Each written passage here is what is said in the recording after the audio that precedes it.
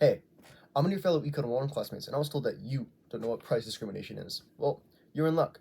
Today, we'll explore how price discrimination works, the 3 different types of price discrimination, and a real-world application of it being used. So, let's jump into it. So first off, what is price discrimination? Essentially, it's the action of selling the same product at different prices to different buyers in order to maximize sales and profit.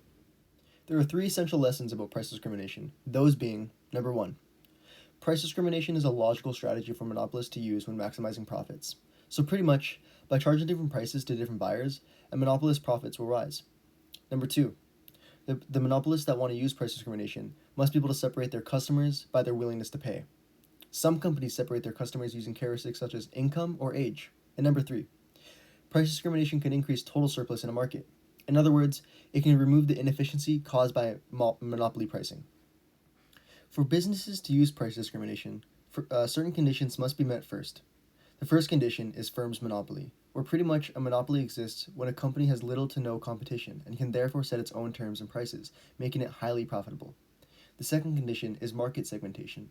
This is where a marketing strategy in which select groups of consumers are identified, so that certain products or product lines can be presented to them in a way that appeals to their interests. The last condition is elasticity of demand. This determines which forms of price discrimination would work for a company, depending on how much someone is willing to spend on something. Now that we know what price discrimination is and its conditions, let's look into the 3 types of price discrimination that can occur. The first type is first-degree price discrimination. First-degree price discrimination involves charging consumers the maximum price they are willing to pay for a good or service.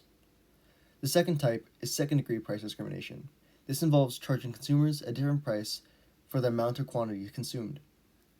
And the last type is third-degree price discrimination. This occurs when a company charges different prices to different consumers or different groups. Now that we've mastered price discrimination, let's take a look at a real-world application. eBay is a great example of first-degree price discrimination. In first-degree price discrimination, you allow customers to pay for a product as much as they want. eBay allows bidding on a product prices, and the more they are willing to pay, the higher the final cost of the product is. Costco is a good example of second-degree price discrimination. In second-degree price discrimination, you're charging consumers a different price for the amount or quantity consumed. Typically in Costco, you mainly buy in bulk, as they offer discounts for bulk purchases. Leisure centers are another example of third-degree price discrimination. In third-degree price discrimination, you charge different prices to different groups of consumers.